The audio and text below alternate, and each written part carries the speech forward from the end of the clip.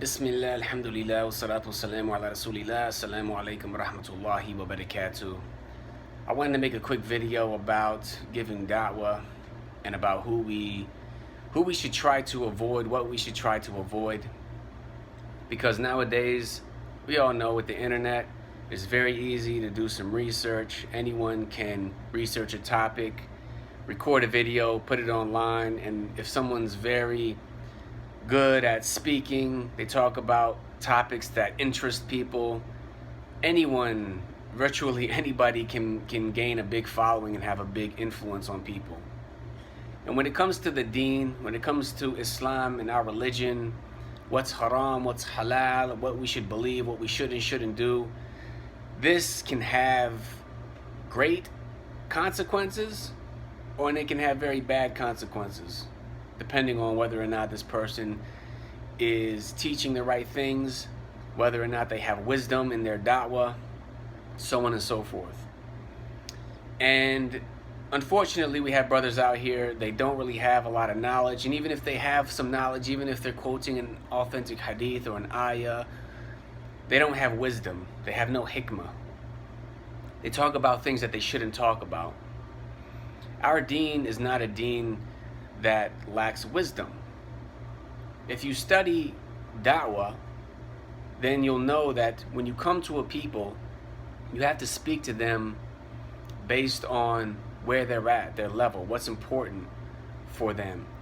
You could come to them and tell them that something is haram, that number one, it might not necessarily be haram, because unless you've reached that level of being a faqih, where you can really analyze the hadith, the ayat, and you know about usul al-fiqh, you know the differences of opinion, you know about applying a ruling in a situation, because certain things they apply in some situations and they don't apply in other situations.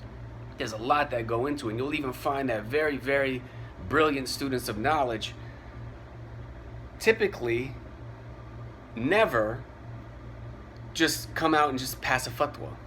It's all based on what the ulama have said. So for example, let's say you come across a hadith. Somebody who doesn't have a lot of wisdom, unfortunately, even if they're sincere, even if they really feel that they're doing the right thing, they could come across a hadith and then say, oh, you know what, this hadith applies to that. I'm going to make a lecture saying that this is haram. I'm going to bring this up. I'm going to explain it this way or that way. But you'll find wise people don't do this sort of thing, all right? In the Jamia, for example, when we study hadith, you'll come with a hadith, the sheikh will read a hadith, you'll explain the chain of narration, whether it's authentic or weak. You will define all the terms, make sure you understand the Arabic, and then you will look at this hadith in the light of the rest of the deen, the rest of revelation. So let's say there's a hadith about eating honey. What does the Quran say about honey? What other hadith are there about honey? What have the ulama said about all these different hadith and ayat and how they relate to each other? Do they oppose each other, seemingly? Does it seem like there's any contradictions? And how do we explain that? Oh, perhaps something is being made impermissible in this hadith, and then it's made permissible in another hadith. So why was it made impermissible in this hadith? What was the situation that called for that? And then, likewise, when it was made permissible, what are the details regarding that? And people will look at what all the different ulama have said, all of the different fatwa that great scholars of the past have said about these things. And then even then, when you want to come forth with something that a scholar said, that doesn't change the fact that you have to have wisdom regarding who you're talking to, regarding your audience. These are very, very important and essential things that people who don't have knowledge and wisdom can lack. And although they might have good intentions, sometimes, unfortunately, they can cause a lot more harm than good. And this is very problematic. So we have to be very careful about who we get our knowledge from. based on that, based on the fact that you could be listening to somebody, they could be coming telling you that this is haram, that is haram, do this, do that, and they don't have wisdom. They're making your life harder. They're making people run away from the deen. They don't know what they're talking about, and this can be very problematic. I understand nowadays we're in a tough situation where we don't necessarily have people who are in our country, they speak our language, that we can go to, that are trustworthy, that are also people who we can relate to, people who touch our heart when they speak. So we're very limited. However, I will say that, alhamdulillah, I think nowadays we do have certain resources where you can avoid people who should be avoided.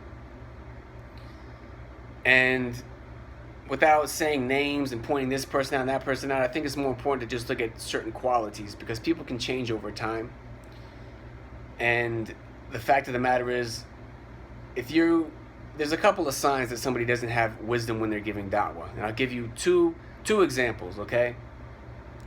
One example of somebody who might not have wisdom when they're giving da'wah is a person who's constantly surrounded by fitna. They're consistently causing fitna. Every couple of months, every year, they put out a lecture, they post a tweet, they post a YouTube video, and it causes fitna, great fitna. This is a sign that this person does not have hikmah. Another one is if certain people seem to only be surrounded by young brothers and sisters. If they seem to only be surrounded by people in their teens, people in their early 20s, this can be a sign that they don't have hikmah. If they're not co-signed by people in their 50s, their 60s, their 70s. Do you see anybody who's older co-signing for these people, supporting these people, or do you see the opposite? Do you see them being frustrated with what these people are doing and, advising people to not listen to them and being upset with the fitna that they're spreading? That's a clear sign. Now, of course, I'm speaking generally. This doesn't necessarily apply to everyone, but there's a saying, right? There's a saying, for example, let's say that somebody is young and they have wisdom. People might say, you're wise beyond your years. What does that imply? It implies that usually people who have more years under their belt, people who are older, have more wisdom. So these are things just to think about, brothers and sisters. We have to be careful who we get our deen from, because if we look to people who don't have wisdom, they don't really have knowledge, they have the potential to cause a lot of problems, to make your life harder, to confuse you. All right, if you're listening to people and instead of them attaching your heart to Allah, making you feel like you're getting closer to Him, like you understand Him better, you're understanding His book, and instead you're worried in all these different technicalities about things. We live in a time where people want to know how Islam is going to make their life better and easier. If you're telling them all the time things that make their heart hard, make them feel like it's more difficult for Islam to be practiced in their life or in their country, Allah wants ease for us. And if you see these signs that I've previously mentioned, then perhaps you should avoid people like that. Or at least when it comes to them passing fatwa and stuff like that, you should not really pay it any mind. When it comes to fatwa, I would say if you're in a situation where there's nobody you trust, you feel like there's nobody you can ask, I think in this day and age, to my knowledge, the best resource right now that extends to everyone with an internet connection is Mufti QA, muftiqa.com. You can check the links in the description. Hadith Disciple, Mufti Muhammad Munir, he has a large collection of fatwa where he's giving you answers, and they're not just based on him analyzing these different hadith and stuff like that. He's well versed with what scholars have said. He's well versed with the situation in the West. He's lived and breathed studying for many years. I think it's the best resource we have right now. There's a database. If you have a question about a certain topic, you can search and see if you answered it already. If not, you can submit a question. So rather than just say, oh, stop listening to this one and that one, I want to provide an alternative. I think this is the best that we have at the moment, and I think it's very useful. A lot of people have benefited from it. So I just wanted to say that Islam is not as hard as some people might make it out to be. You know, when you're learning from somebody, it should be, these people shouldn't be making your heart hard. They shouldn't be confusing you. They shouldn't be causing fitna.